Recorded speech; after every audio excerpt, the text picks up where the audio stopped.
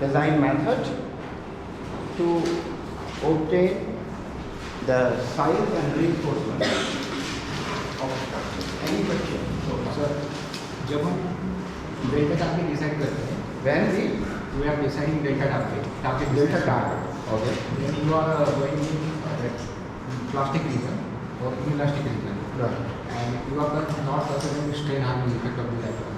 So when I am targeting that displacement, considering factor of Z1 ductility, and when earthquake will arise and go, it will reconstruct up to that limit, then it will go on side. So it will reach to maximum displacement. It will be 10. So what is the use of that factor of Z1? I couldn't get your question, but let us try to understand here.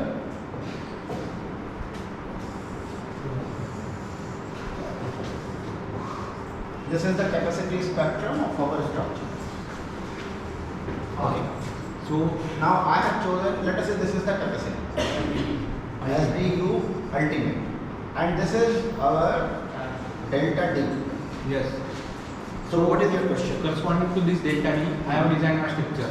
Right. What is that my ductility my structure? Right. When earthquake will arrive, This is delta Y. So Yes. our mu capacity is SDU or delta U divided by delta Y, and mu demand is delta D divided by delta Y, and mu demand should be less than or equal to mu C. you see. When earthquake will arrive, it will generate displacement up to delta D, which is Right. okay. Right. But when it reaches to delta D, my structure is going to continue to deform as it is going, as it has started tilting.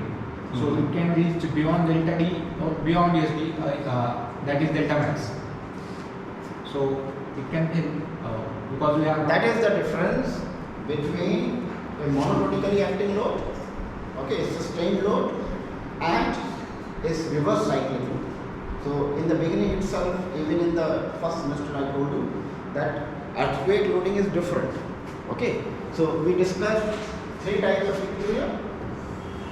One is this type of equilibrium, another is this type of equilibrium, another is this type of equilibrium.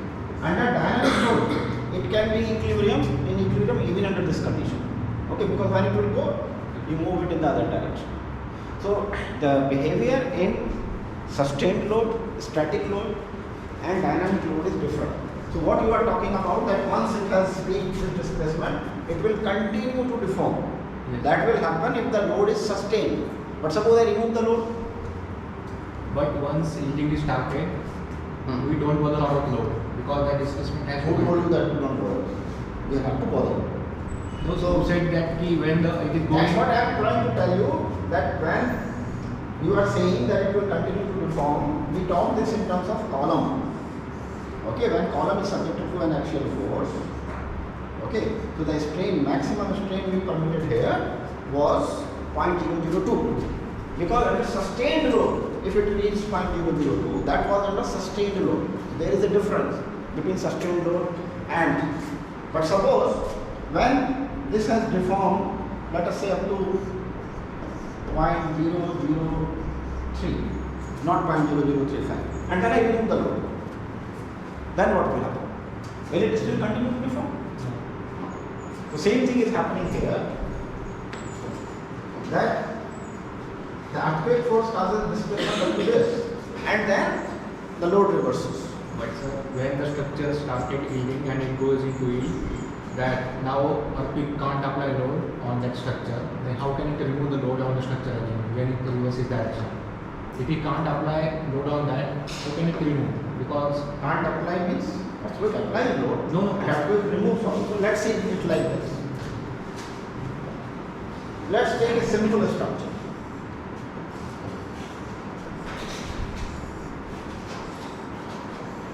This is a single degree freedom system, a simple structure. I apply acceleration. Earthquake applies acceleration.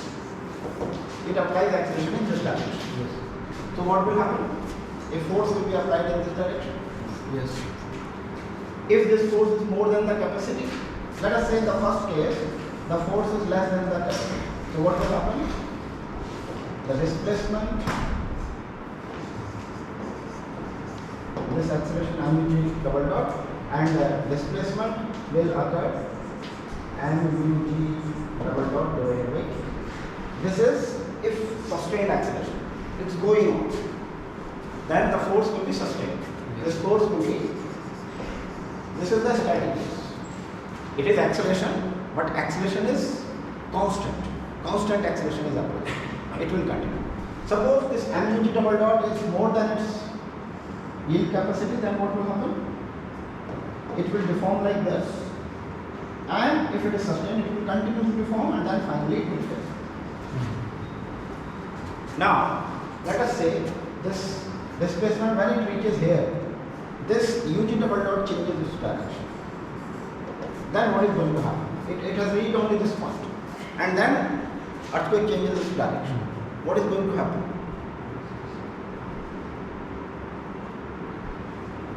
The earthquake pushes there, and then it reverses direction. So it is like this. You push this here, and then you reverse it. So what is going to happen? Will it still continue to form in that direction? No. It will return. Okay. So then it will not follow this path. It will follow this path. It will not reach here. It is not going to fail. Before that, it will return. Think of this even. I have a curve like this. It goes here and then reverses the structure, then what will happen? Will come. Even then it is not going to go here. It will reverse it. Okay. If it is strain hardening,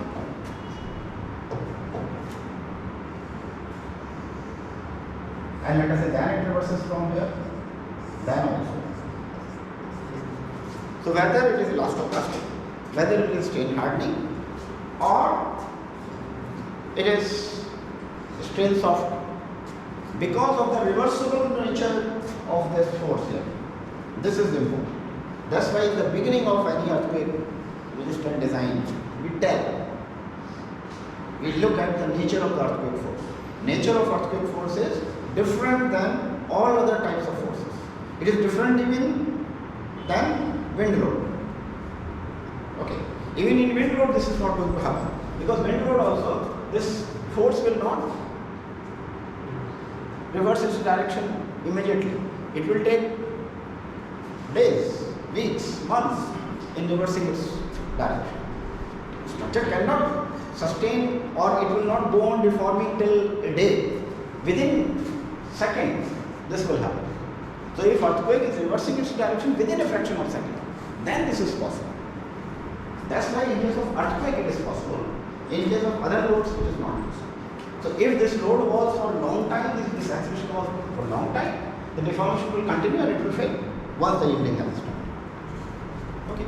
But because of this reversible nature of earthquake, the force reverses. And even under this condition, it can be safe. Okay. Then what is the difference between this and this? The only difference is that under the same earthquake, the displacement will be more in this case. It will be less in this case and least in this case.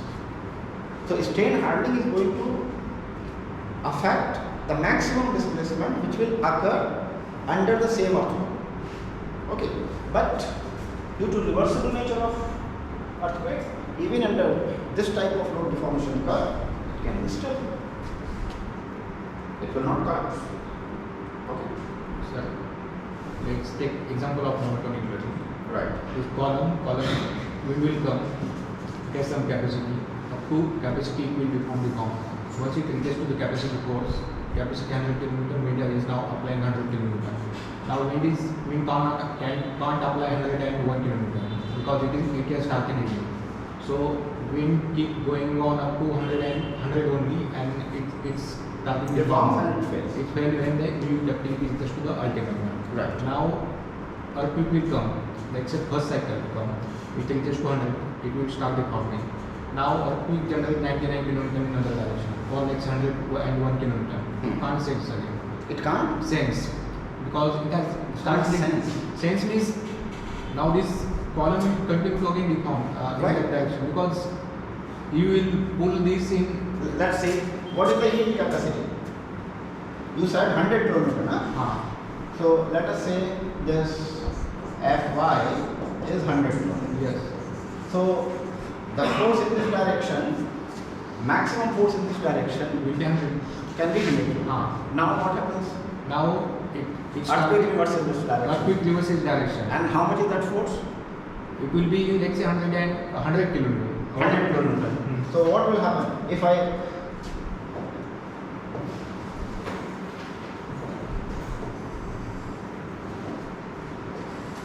so the behavior will be like this,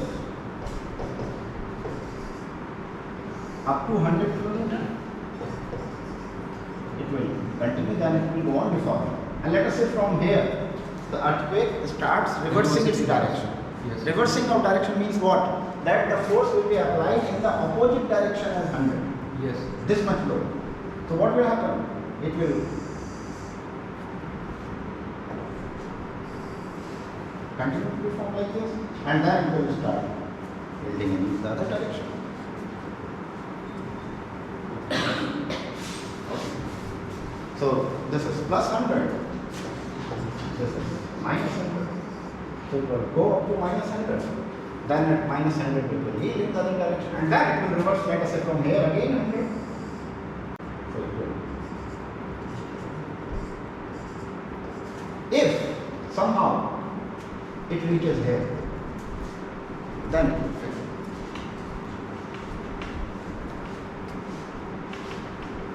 Okay. Question is that when you are applying load in same direction, that curve is not changing its shape. But when you reverse the direction, that curve is changing its shape. Definitely it has to change. Reversal will take place along the new curve.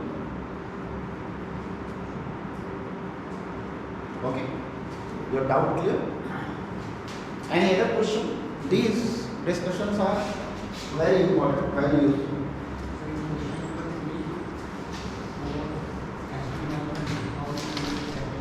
I have not done that.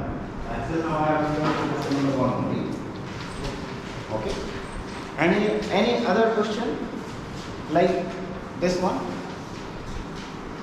Some curiosity in your mind? What happens during earthquake? This visualization is important. You should think. Okay.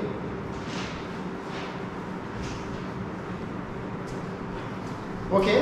So in the question which we discussed yesterday, we were given delta D and mu. Okay. Why we started performance based design? Because the value of mu was not known. Exact value of mu was not known. If mu was known to me, okay, I would have calculated R and designed my structure for that itself. Basically, that's what we are doing here. We are just converting this mu into the corresponding value of R, either using equivalent linearization method or using any other method like constant ductility. Okay. So for obtaining mu, I should know delta D, which is known to me, and I should also know delta Y. So our question now is reduced to how to obtain this delta Y.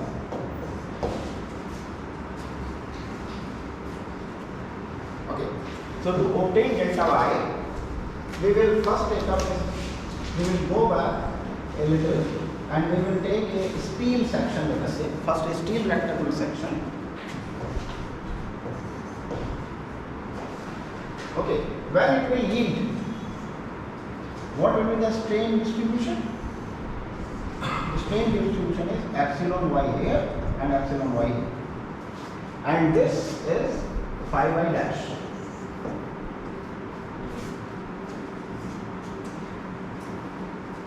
And how much is phi y dash?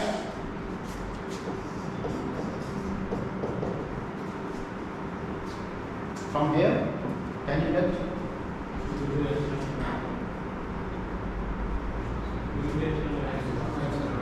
2 times epsilon y by b.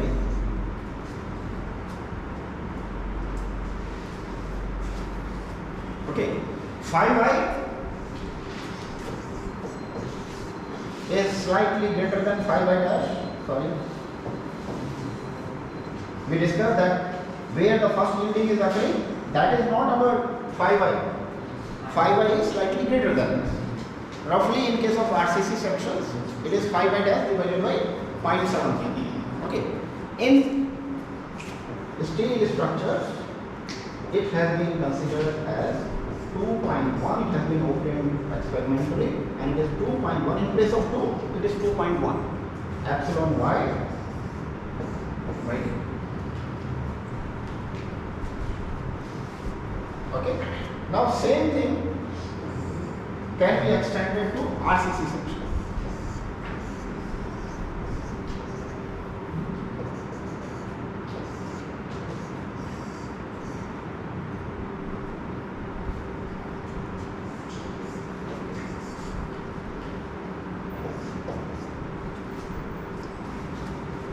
Five y dash will be epsilon y plus epsilon c divided by dash. You agree? This can also be written approximately in terms of a factor, some constant c times epsilon y by d, where d is the overall. Roughly, we can write. Okay, taking cue from here. This C will vary from the type of section. Circular section, this value of C may be different. Rectangular section, this value may be different. Okay.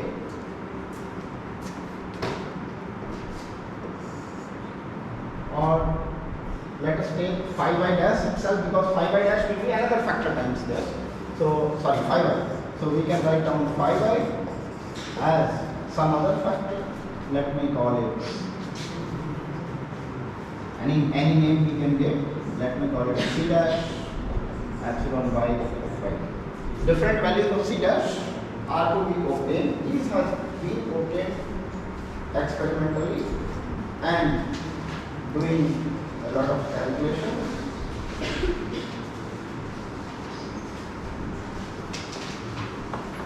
And the values given by Priestley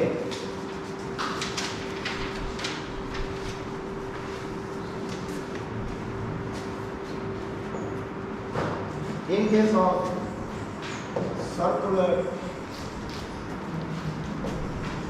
RC column, 5y is 2.25 epsilon y by d, close to 2, as we have seen in case of steel structure, 2.1. So it will be somewhere close to 2, but it may vary a little up and down. And in case of rectangular RC columns,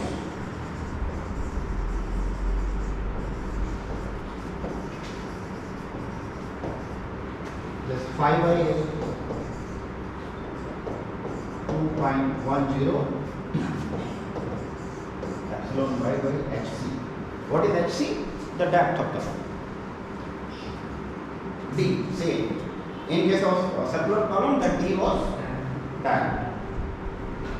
In case of rectangular concrete walls,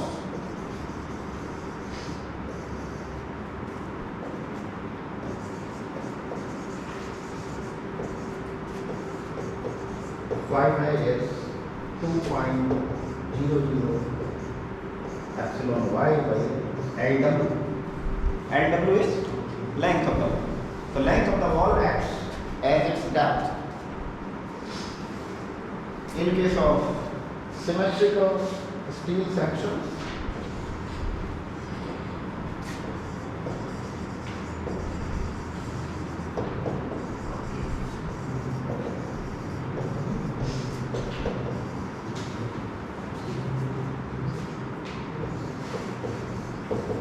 is 2.10 epsilon y by h, depth of the section.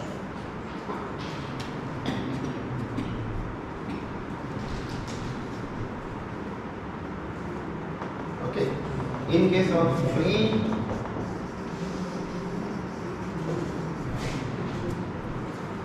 RC beams, 5y is 1.70 epsilon y by xb.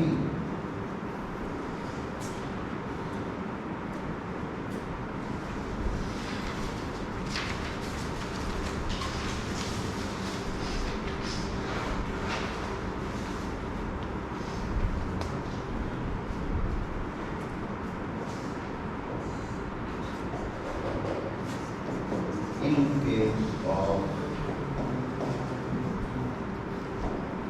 plane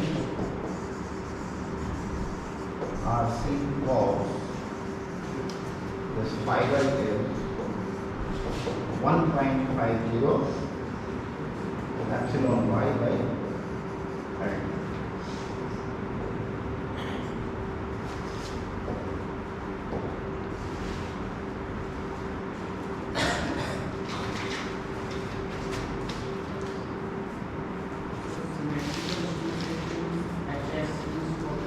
Total depth of the section. Sorry. Total depth of the. Okay.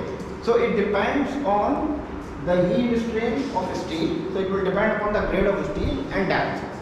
So if I decide grade of steel in the beginning, okay, and the depth, because even in our conventional prescriptive force design also, we have to decide the size of the section in the beginning.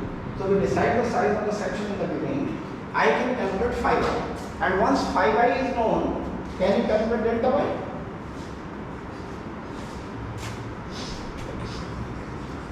In case of cantilever pier, which we discussed yesterday, okay, 5y is, let us say it is made of RCC. So how much is 5y? Circular RCC? 2 points.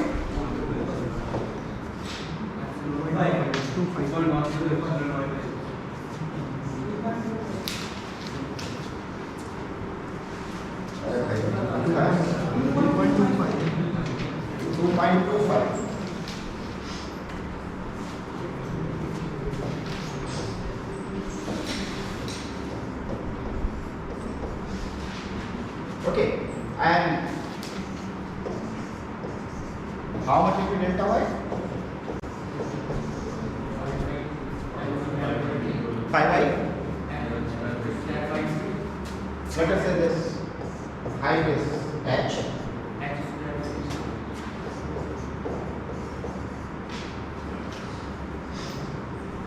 Okay. Delta d you have decided as your target. Then you can calculate mu and you can decide. Okay.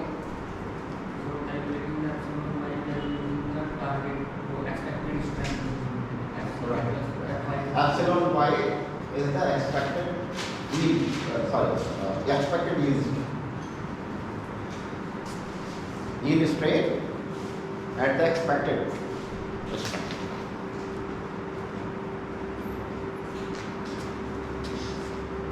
So why these factors are changing with respect to the cross section of the These have come from the analysis. How we calculate 5y? 5y we calculate from section analysis. Yes. So you can do section analysis and check. So when you do section analysis and calculate 5y, then these values are obtained. So these have been obtained from analysis of different types of sections. So based on the analysis of different types of sections, these factors have been obtained. You can obtain yourself and check that whether you are getting same value or not. Okay, so in case of a cantilever pier, it is easy. Now let's see in case of a frame building.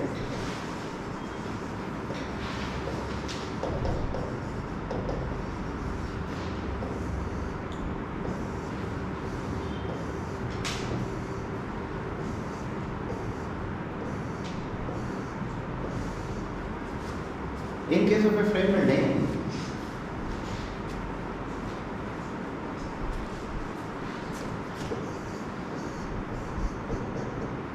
you decide the peak interstory drift.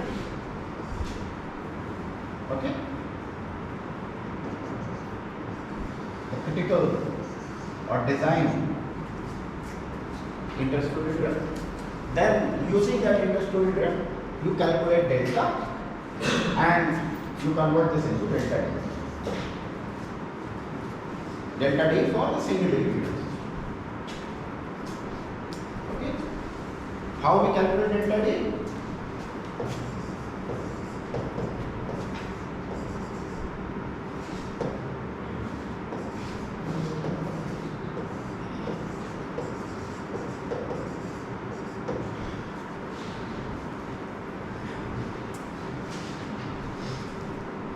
This is nothing but delta rho divided by gamma phi 1 rho. If you do that, you will check. What you need is delta y, and delta y we discussed as theta y into He.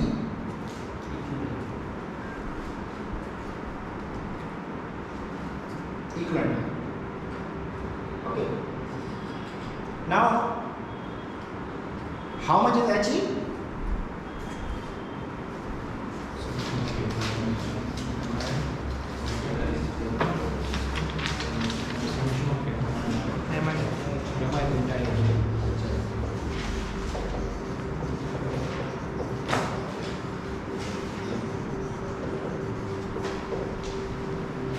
Delta is this, delta 1, delta 2, delta 3, delta 4.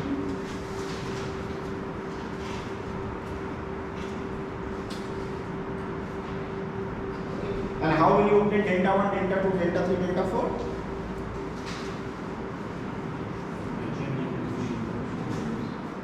What should? How? First, is equal to Sm omega square 1. From response spectrum, we will calculate this Response spectrum. That is a No.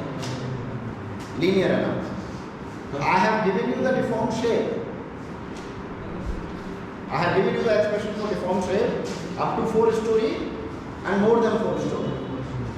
You will use that deformed shape depending upon the number of stories. Then you will calculate the maximum interstory drift in that deformed shape, and that maximum interstory drift you will equate equal to theta d. Then you will get the deformed shape at performance point.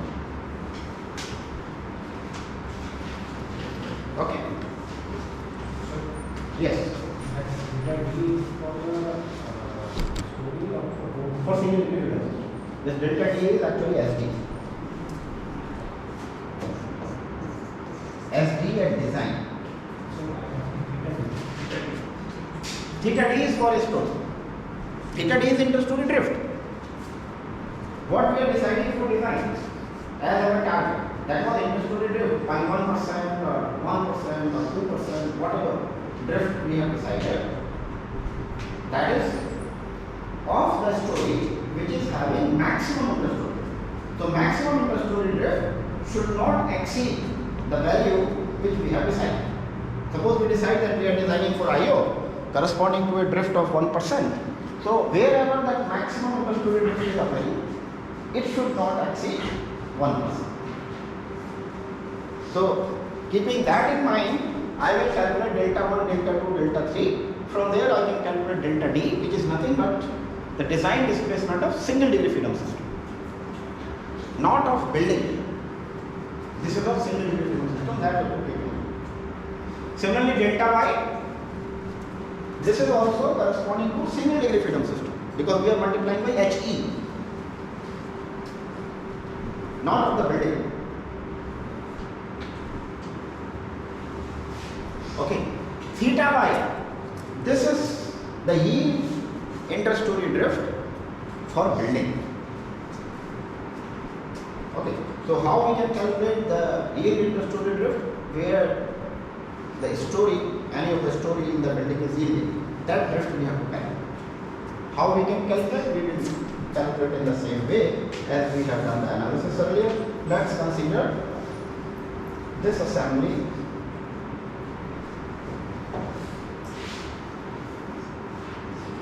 Let's consider this.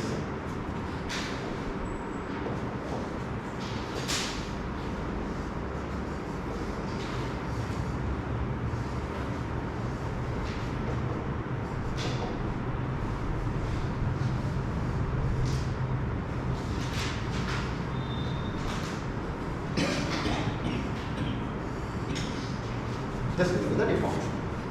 And when it will yield, it is strong column, weak beam design.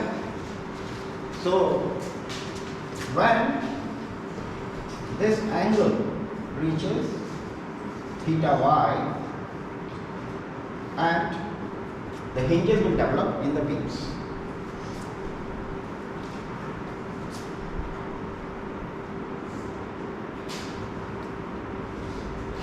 Okay. How can I get theta y? Theta y will depend upon phi y of this beam. How much is phi y of this beam? Let us say this length of the beam here, it is LB, LB, LB, and this is the story HS, HS, HS, and so on. So this will be LB by 2.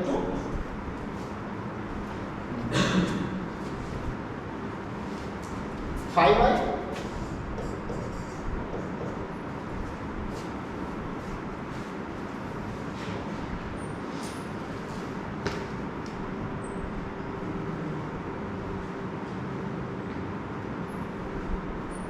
phi y depends on what?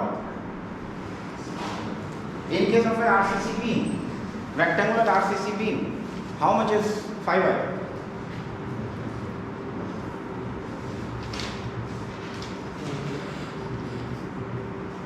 For any rectangular section, how much is phi y? That is for circular. Rectangular 2.10 UI and SC.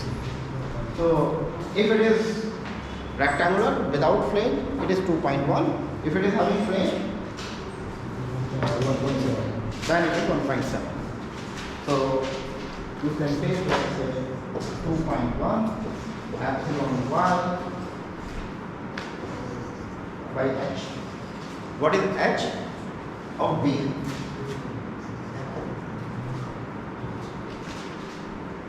Depth of the beam. So can you tell me how much is theta y?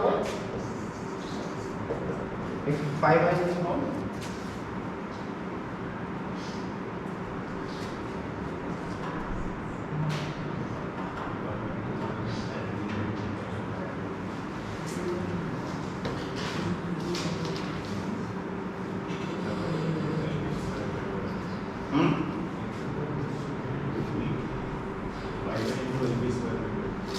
L is the big 12. Okay. Phi y into LB by 2 square by 3. But that is giving you this displacement, not the rotation. Phi by L square by 3 is displacement. We are calculating rotation. So in case of rotation, okay, let's substitute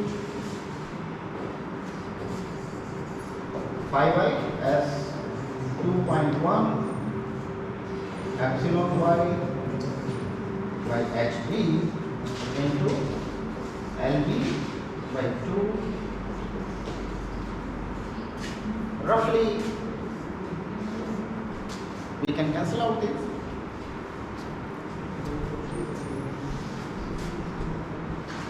So this theta y, which I have shown here, okay, let me call it theta by b, because it is not really theta y. So that will be theta by b is 1 by 3, so roughly 0.33 epsilon y LB over H.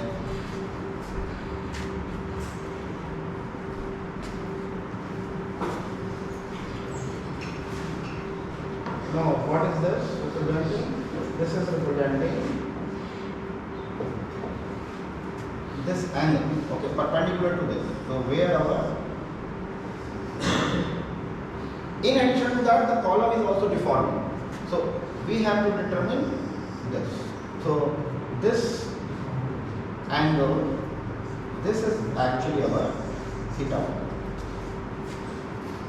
Okay, this is normal. My drawing is not to the scale, but actually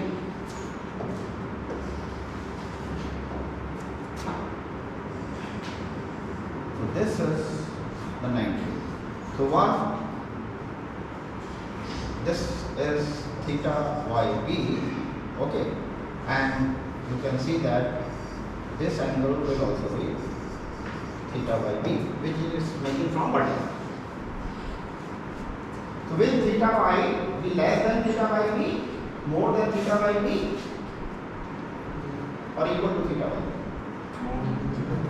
More than theta. Why? Because in theta by b we have considered only deformation of the beam, but columns are also having some deformation. So it is not in a story, not only the beams will be deforming, the columns will also deform. And due to that, the theta y is going to increase. And it has been seen that theta y is roughly equal to 0.5 epsilon y LB over h.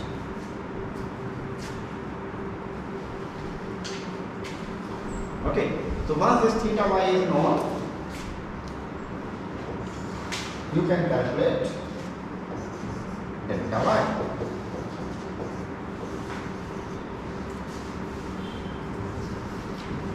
Is your question answered now? That's what you were asking?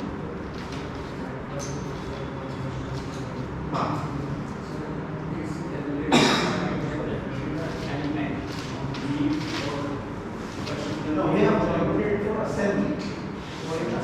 Assembly we have calculated, and the assumption we are making is, although these assemblies are slightly different, these two assemblies are similar, these and these assemblies are slightly different.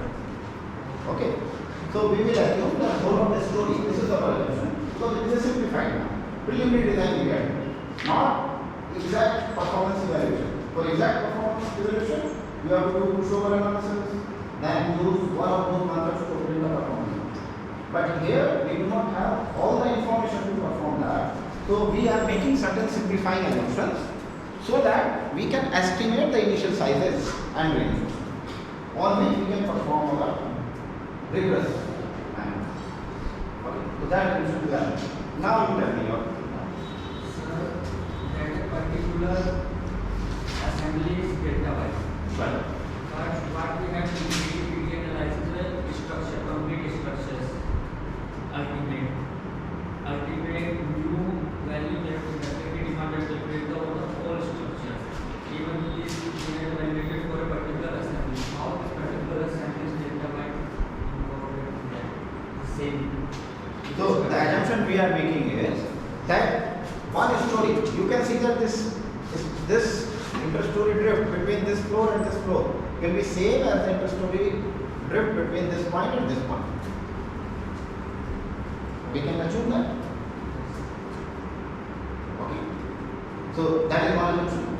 Secondly, we are assuming that all the stories are yielding simultaneously. We have designed in such a way that all the stories are yielding simultaneously.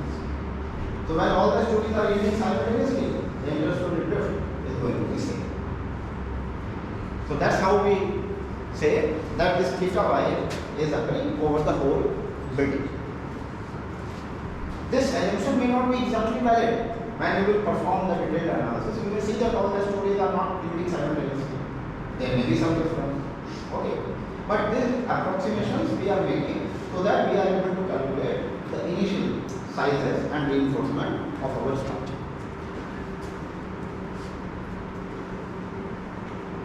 Okay. So can you now take up?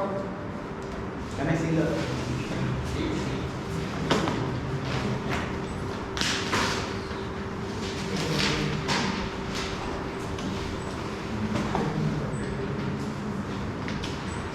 So question number 1, 2, 3, 4.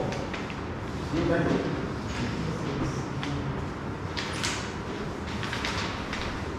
Look at question number 6. Or even before that, let me take a simpler question of a building. Done.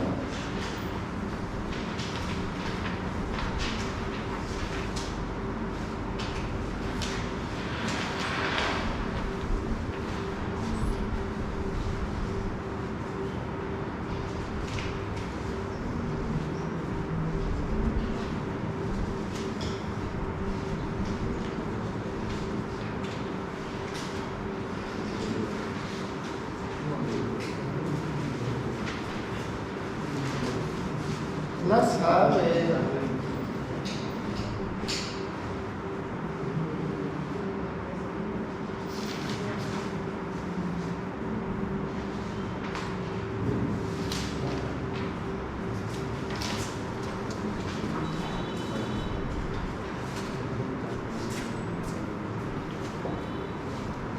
let's have a 5-story building.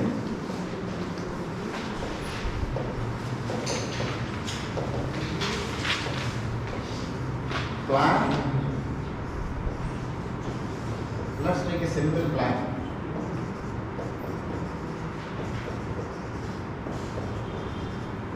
Let's assume preliminary sizes are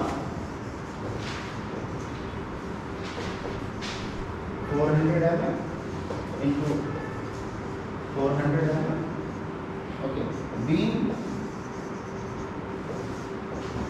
300 mm into 300 mm. Just some preliminary sizes I have added. Okay. Story height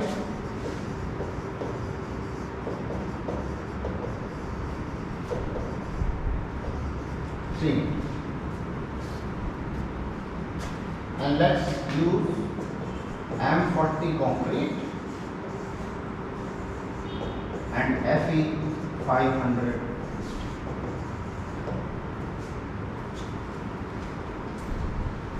And let us design it for 2% interstory drift, T interstory drift as 2% and seismic zone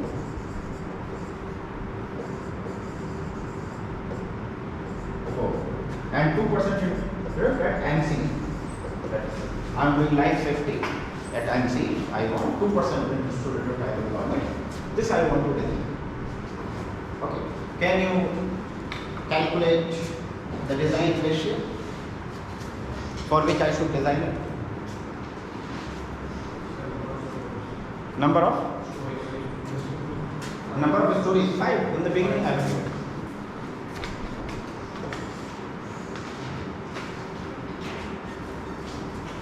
Yes. So what will you do?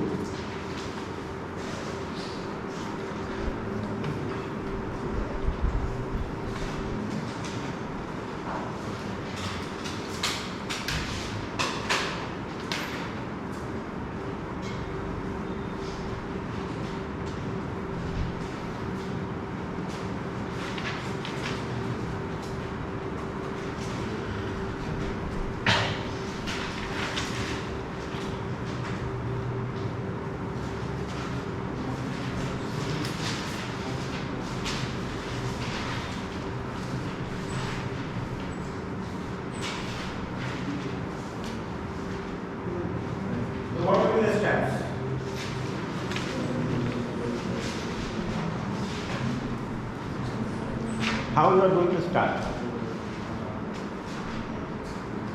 Calculation of delta target. Calculation of delta target. Delta target, okay, or delta D.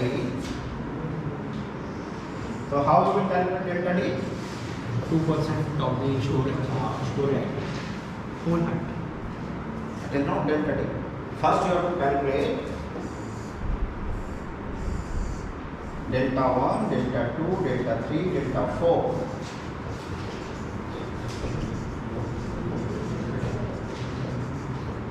And then you can calculate delta D as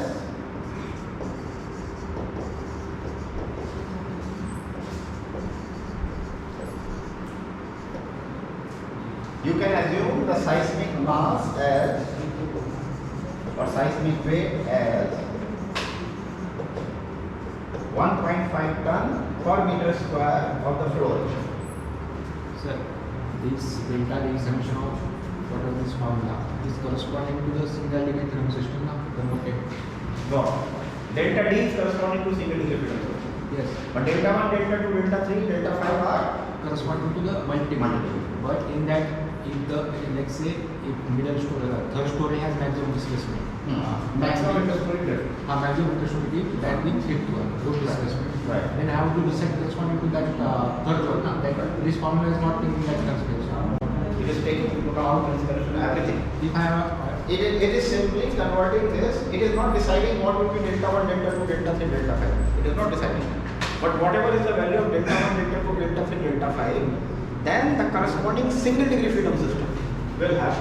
So it is only relating multi-degree freedom to single degree freedom system. It is not controlling multi-degree freedom system. That will be controlled by the shape, deformed shape I have given you for n less than 4 and n greater than 4. Here it is n 5. So it will be, the formula will be used for n greater than 4. Use that formula and decide first delta 1, delta 2, delta 3. That has nothing to do with delta D. no sir, formula we are using that previously we are considering phi root, delta root, and then delta root is converted into single degree freedom system by using gamma value to phi root. Same thing we are doing here. Now I want to let's say delta phi is not my maximum displacement. That delta 3 is governing in multi-degree freedom system. Maximum displacement will be always at 2. Interstory drift may be maximum in third story. But it is not going to have like this. Okay. Means top will go maximum, but in between there will be Interstory drift is how much relative displacement is coming. Relative displacement may be maximum in some intermediate drift, in intermediate story circle. But the displacement will go on increasing along that. So first obtain these displacements using maximum interstory drift of 2%. So first plot that deformed shape which I have given you. Okay. Calculate where in this story you are getting maximum interstory drift and equate that interstory drift to 2%.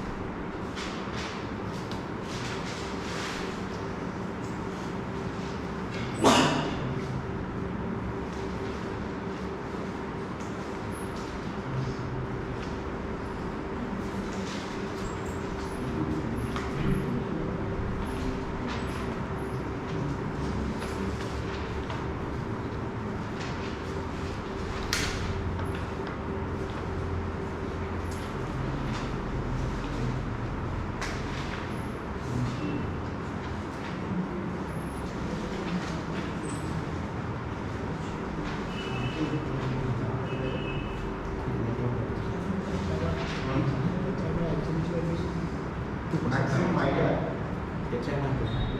No, you multiply these by some constant C. These are not the absolute value. These are relative value. So let us say the displacement is some constant times these values.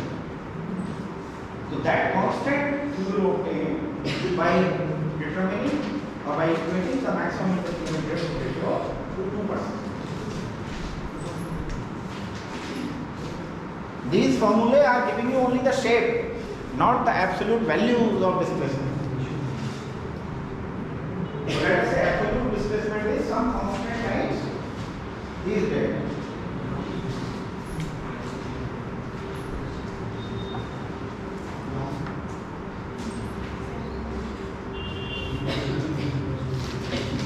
So in which story you are getting the maximum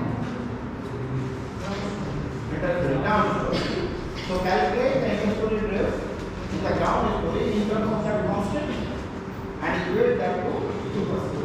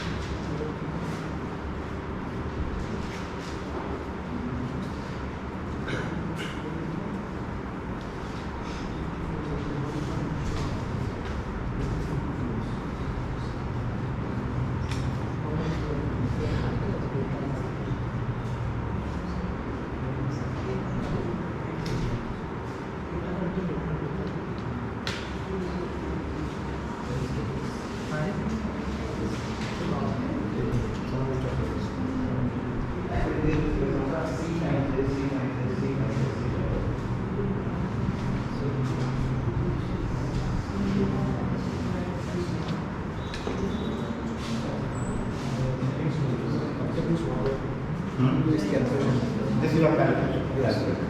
So 0.4, let us say this is 0.4 times C. So this time C, this time C, this time C, this time C. Then calculate where you are getting the maximum distributed relation. Equate that equal to 2%. So that expression will give me value of delta I as a function of Hi and Hn. Okay, you will get delta. Let's say delta I is some constant C times delta. So you will get delta 1, delta 2, delta 3, etc. in terms of C. Then you can calculate the maximum interstorated ratio. Delta I minus 1 over Hs, maximum value of this you will equate to 2%. That will give you C. That C you will apply here, you will get delta.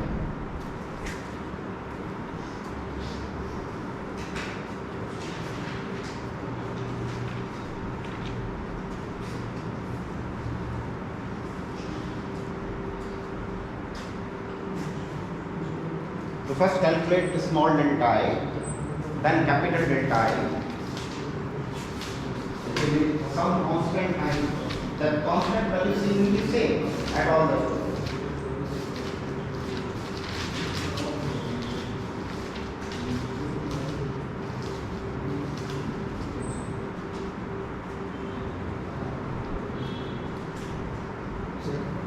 This small delta is the interflow thing. No, it is the displacement. At that floor level. Okay, but normalized displacement. It is normalized in such a way that when the roof displacement is 1, then water gain. So now delta is capital delta is the actual displacement. Actual displacement. It is normalized. This is normal.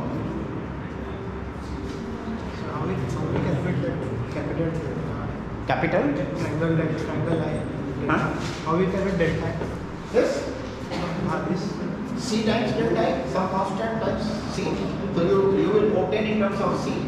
Let us say this is 0.01, 0.02, 0.03, 0.04, 0.05. So it will be 0.01 C, 0.02 C, 0.03 C, 0.05 C. Then you can calculate it as studio drift. Let us say 0.5 C minus 0.4 C divided by HS. but calculate that capital delta. I have to calculate C. I have to calculate that triangle line. Triangle I. What is triangle I? Delta I. Delta I minus delta I.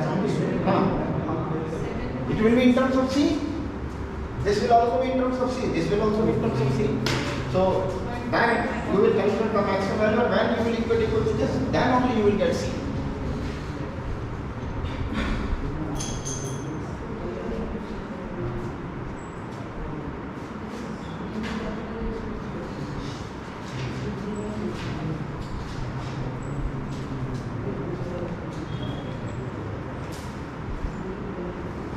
Okay, so please complete this question. Then we will go to the question number 6. Okay. The difference between question number 6 and what we are doing here is that in this question all the wavelengths are same. But in question number 6 the wavelengths are different. Okay. So I will tell you how to handle when you have different wavelengths. Okay, because in that case one wavelength will have different value of theta y, another wave will have a different value of theta. So how to handle that, I will tell you when we meet tomorrow at